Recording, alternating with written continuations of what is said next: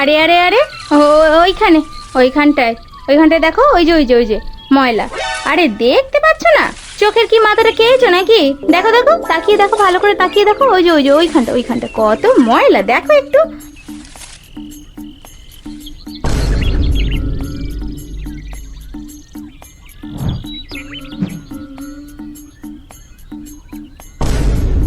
কি বলছেন? তখন থেকে খাটের ওপর বসে বসে শুধু ভাই ফরমাস করছেন। কোনো কাজ তো করছেন না, শুধু এখানে নোংরা ওখানে নোংরা এই সব। যদি এতই নোংরা দেখতে পাচ্ছেন তাহলে নিজে এসে পরিষ্কার করে দিয়ে যান না। সারাদিন কাজ করতে করতে আমার কোমরটা ব্যথা হয়ে যাচ্ছে, আর নিজে খাটের ওপর বসে বসে বকবক করে যাচ্ছেন। বাবা রে বাবা, মুখে মুখে তর্ক কত! আমাদের সময় হলে না শাশুড়ি মা সঙ্গে সঙ্গে ঘর থেকে বার করে দিত, আর কোনোদিনও শ্বশুর ঘর করতে হতো নে। এই শুরু হলো মঙ্গল বাড়িতে গন্ডগোল। সোমনাথ মঙ্গলের ছোট ছেলে অজয় মঙ্গলের বিয়ে হয়েছে ওই পাড়া চারুলতার সঙ্গে। যবে থেকে বিয়ে করে এসেছে মঙ্গল বাড়িতে শুরু হয়ে গেছে গন্ডগোল। দিনের বেলাতে কাক চিল এতটুকুও বাড়ির চালে বসতে পারে না। ওই যে দেখুন দেখুন, আবারও শুরু হলো। সকালবেলা শাশুড়ি আর বৌমায় মিলে ঝগড়া। এই রে বাবু, জমিতে যাবি তো? কত বেলা হয়ে গেল বলতো, এখনো তো কিছু রান্না হলো না। কি জানি বৌমা শাশুড়ি মিলে কি না করছে। কি আবার করবে? তুমি বুঝতে পারছো না? ঝগড়া চলছে, নিশ্চয়ই ঝগড়া চলছে। কি জ্বালা! যবে থেকে বিয়ে করেছি। বাবা রে বাবা, অজয় মণ্ডল এই কথা বলার সাথে সাথে মণ্ডল বাড়ির বৌমা তেড়ে মেরে ঘর থেকে বেরিয়ে আসে। কোমরে কাপড়টা ভালো করে গুঁজে বলে, কি বললে তুমি? আরেকবার বলো দেখি, তুমি কি বললে? আমাকে বিয়ে করেছো মানে আমাকে বিয়ে করে আনার পর থেকে আমি ঝগড়া করছি নাকি? কি বলতে চাইছো তুমি? না না না না, আমি কিছু বলিনি, আমায় ক্ষমা করো বউ। আচ্ছা বৌমা, এক কাপ চা করে নিয়ে আসো তো।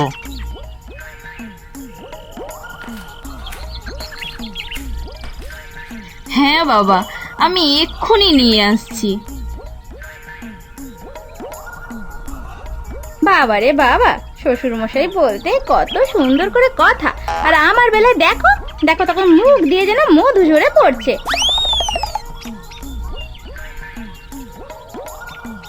মা যে যেমন, আমি তার সাথে তেমনই মিশি। দেখেছো দেখো দেখো, কাকে তুমি ছেলের বউ করে নিয়ে এসছো। দেখো দেখো দেখো, আর তুই দেখ রে দেখ, তুই কাকে বিয়ে করে এনেছিস।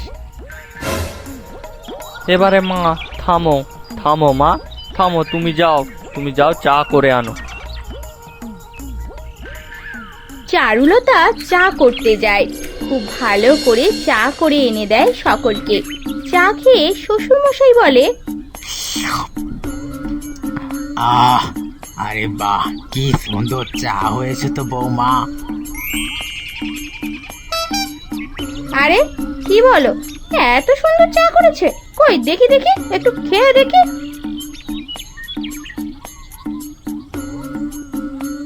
চারুলতা শাশুড়ি চা খেয়ে তো থু থু করে ফেলে দেয়।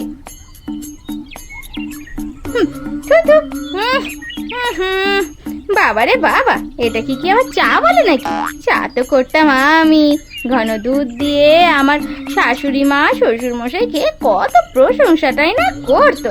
তারপর ঘুম থেকে উঠে কত কাজ করতাম না, একা হাতে কত কাজ করতাম।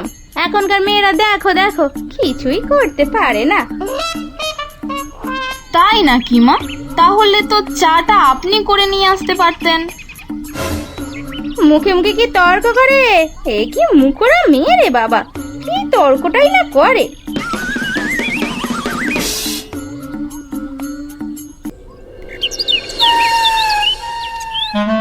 দিন রাত এই সবই চলতে থাকে আমাদের মণ্ডল বাড়িতে। সেদিন সকালবেলা শাশুড়ি মা ঘরের ভেতরে বসে পুরোনো দিনের গয়নাগুলো একটু দেখছিল। এমন সময় সেখানে প্রবেশ করে বৌমা। আরে দেখি দেখি দেখি মা। ও মা, কি সুন্দর গয়নার ডিজাইন আপনার, কিন্তু মা কেমন যেন মনে হচ্ছে নকল নকল। এগুলো কি সোনার জল করা নাকি মা? কি বললে তুমি? এত বড় সাহস আমার বাবা মায়ের দেয়া গয়নাকে নকল গয়না বললে? কোন সাহসে তুমি? হ্যাঁ হ্যাঁ, কোন সাহসে বললে? না না, আমি সেটা বলতে চাইনি, আসলে রংটা যেন কেমন ম্যারম্যার করছে। কি বললে? রংটা ম্যারম্যারে? মানে তখনকার দিনে খাঁটি খনি থেকে সোনা নিয়ে এসে গয়না করে দিয়েছিল আমার বাবা। তোমার বাবা কি দিয়েছে? কি দিয়েছে শুনি? তোমার বাবা দিয়েছে কিটা শুনি না দেখি। এই তো একটা হার আর একটা চুড়ি দিয়েছে আমার বাবা। দেখো দেখো, গলার হার, চুড়ি, ঝুমকো, দুল, কত কি দিয়েছে। আবার টিকুলি, আরো কত কি, বুঝেছো? তখনকার দিনের সোনার দাম ছিল কম মা। এখনকার দিনে সোনার দাম দেখেছেন মধ্যবিত্তদের বাইরে। আমার বাবা কি করে দিতে পারতো? তখন যদি তোমার মতো এরকম গয়না দেয়া হতো না, লোকে সকলে ছি ছি করতো। তাই আমার বাবা সাধ্যের বাইরে গিয়ে খাঁটি সোনার গয়না দিয়েছে গো। সোনা না ছাই, খাঁটি সোনার এমন রং হয় নাকি? এ সবই তো সোনার জল করা। ভেবেছে আমি কিছু বুঝি না? তবে এই সোনার হারটা মনে হয় স্বর্ণের, এটা আমাকে নিতেই হবে। কি ভাবছো বৌমা? না না, আমি তেমন কিছু ভাবিনি। তবে মা, বিয়ের পর আপনি কিন্তু আমায় কিছুই দেননি। আপনি আমায় কিছু দেবেন না? হ্যাঁ হ্যাঁ, অবশ্যই দেব। ওই জন্যই তো গয়নাগুলি বার করে বসে আছি গো। দাঁড়াও দাঁড়াও, তোমাকে একটা ভালো জিনিস দিই। চারুলতা গয়না পাবে, তাই তার খুব আনন্দ হয়। কিন্তু এ কি কাণ্ড!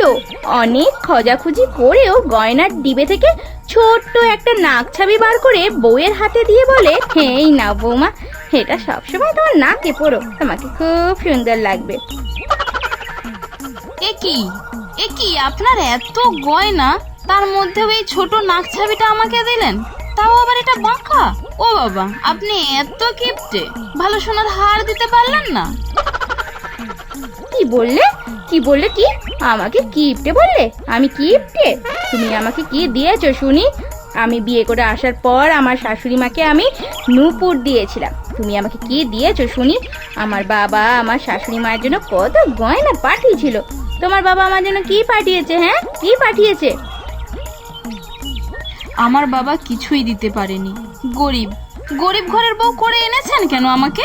তাছাড়া দিনরাত সেবা করছি, রান্না বান্না করে খাওয়াচ্ছি, আর কি দেব? ওই তো নুন ছাড়া রান্না আর ঝাল দেওয়া রান্না। এই তো সারা দিন রাত খাচ্ছি, খেতে খেতে অসুস্থ হচ্ছি। আপনি বলতে পারলেন আমাকে আমার রান্না এত বাজে? ঠিক আছে ঠিক আছে মা, দেখা যাবে।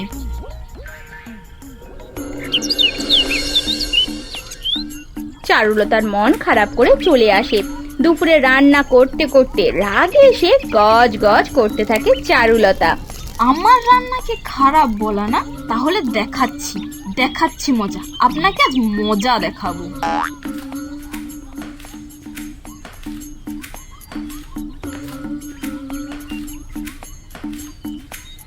ও বাবা, সকাল সকাল দেখে টিফিন চলে এসছে। ঘুগনি মুড়ি দাও তো, খাই, অনেকক্ষণ থেকে খিদে পাচ্ছিল। শাশুড়ি মা এক গাল ঘুগনি মুড়ি খেতে যাবে। খেয়েই বুঝতে পারে কি মারাত্মক রকমের ঝাল ঘুগনি মুড়িতে। শাশুড়ি মা যন্ত্রণায় লাফাতে থাকে, ছটপট করতে থাকে ঝালের জ্বালাতে। ওরে বাবারে, মরে গেলাম রে! এই মেয়েটা আমাকে মেরে ফেললো রে! ওরে বাবারে, তুই আমাকে মেরে ফেললি রে, মুখ পুরি মেরে ফেললি! ওরে বাবারে! কি মজা! আমি নাকি বেশি ঝাল দিই। কোনোদিন এমন ঝাল খেয়েছেন? এবার বুঝুন ঝাল কাকে বলে। তবে রে, আর বজ্জাত বউ, তোর একদিন কি আমার একদিন। দাঁড়া বলছি, দাঁড়া। শাশুড়ি মা হাতের কাছে থাকা ঝাঁটা তুলে নেয়, বৌমার পিছনে দৌড়তে থাকে। বৌমাও কমতে যায় কেন, শাশুড়ি মাকে বেশ রাগিয়ে দৌড়ে পালিয়ে যায় সেখান থেকে। আমাকে ধরতে পারবেন না মা, সে ক্ষমতা আপনার নেই। আপনার পায়ে লেগে যাবে কিন্তু, বলে দিলাম। দৌড়াতে দৌড়াতে শাশুড়ি মায়ের মাথা ঘুরে পড়ে যায়, গোটা গায়ে লাল লাল থোড়া থোড়া কি সব যেন একটা বেরিয়ে পড়ে। দূর থেকে দেখতে পায় অজয় আর তার বাবা।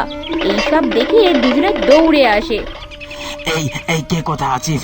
ধর ধর ধর, তোর মাকে আগে ধর, তোর মাকে এক্ষুনি ধর। আমার মনে হচ্ছে তোর মা ঝাল খেয়েছে, তাই এই অবস্থা। ওকে ধর, নিয়ে ঘরে নিয়ে আয়।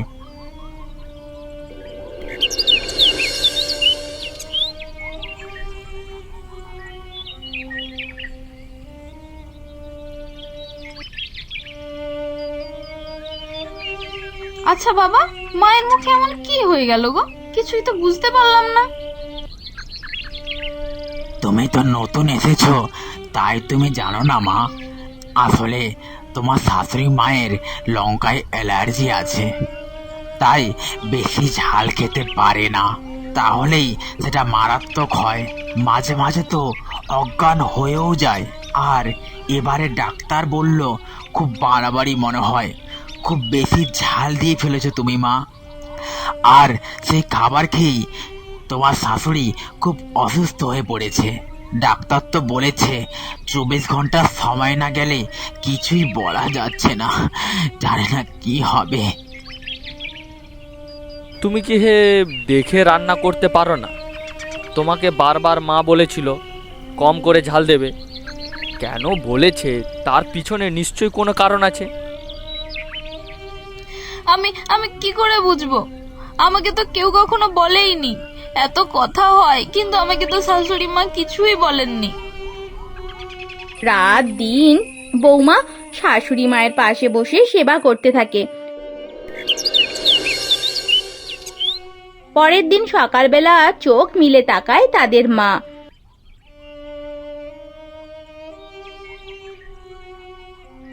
মা ঠিক আছে তো? হ্যাঁ হ্যাঁ হ্যাঁ ঠিক আছে, তবে তোরাই থাক ওখানে। তুমি চাইলে বিশ্রাম নাও।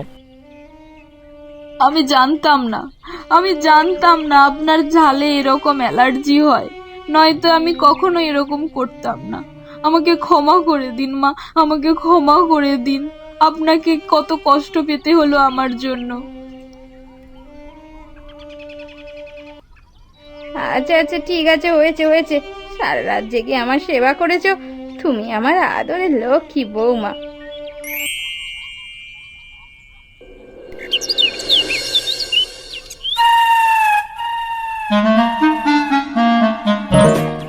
এই সব গয়না কত পুরনো বলো তো, কত দাম তুমি জানো? তখনকার দিনে খাঁটি সোনার গয়না বলে কথা। কিন্তু রংটা এত মেরমেরে কেন? আমার যেন কেমন মনে হচ্ছে এই সবই মিথ্যে কথা।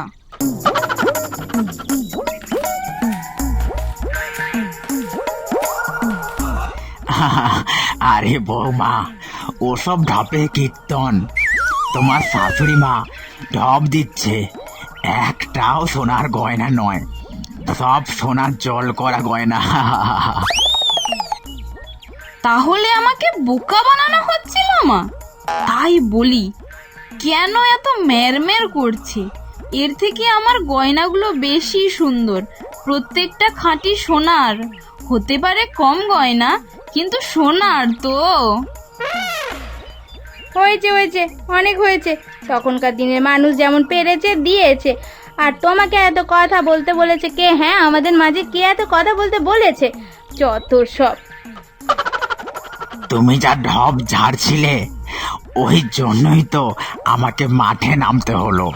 তবে সাবধান, বেশি আবার ঢপ মেরো না। না বাবা, ঢপ মারলেও কোনো অসুবিধা নেই, শুনতে বেশ ভালোই লাগে। তবে আমি বুঝতে পারি কোনটা ঢপ আর কোনটা আসল। তবে রে শয়তান, আমার সাথে মজা করা হচ্ছে না? দাঁড়া দাঁড়া, তো দেখাচ্ছি মজা। তুই দাঁড়া দাঁড়া দাঁড়া।